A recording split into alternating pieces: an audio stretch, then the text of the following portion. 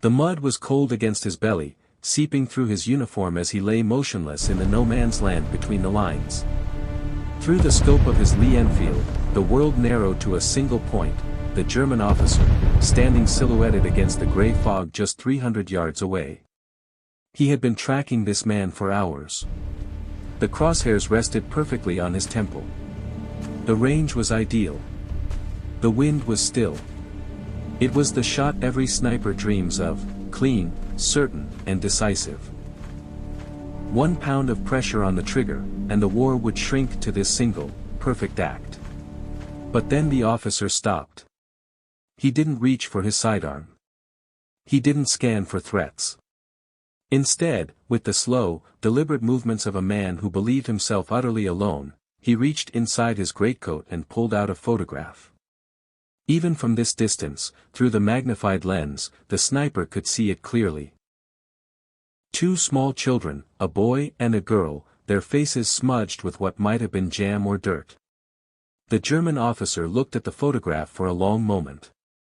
Then, with a tenderness that transcended language and uniform, he pressed his lips to the worn paper and kissed it. The sniper's finger went rigid on the trigger. For the first time in years of war, he did not see an enemy. The grey uniform dissolved. The helmet became just a hat. The man in his sights was no longer a target to be bracketed and eliminated. He was a father, standing in the fog, carrying his children's faces next to his heart. Somewhere in England, there was a photograph of 2 children in a frame on a mantelpiece. His children. He lowered the rifle. He watched as the officer tucked the photograph safely away, adjusted his coat, and walked back into the fog, vanishing like a ghost into the grey. The shot that could have been never came. The silence was deafening. Later, back at camp, they demanded an explanation. They called it a failure to engage. A breach of duty. They wrote it in his file as a disciplinary mark. But as the years passed and the war faded into memory, that single moment remained vivid.